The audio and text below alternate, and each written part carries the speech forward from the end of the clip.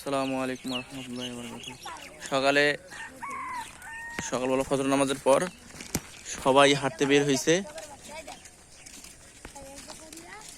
সকালের আবহাওয়াটা এত সুন্দর, এত মধুর। হ্যাঁ,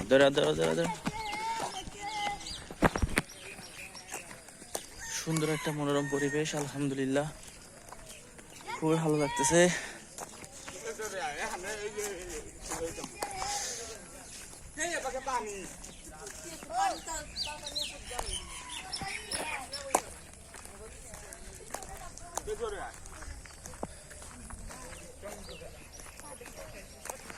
অনেক সুন্দর পরিবেশ।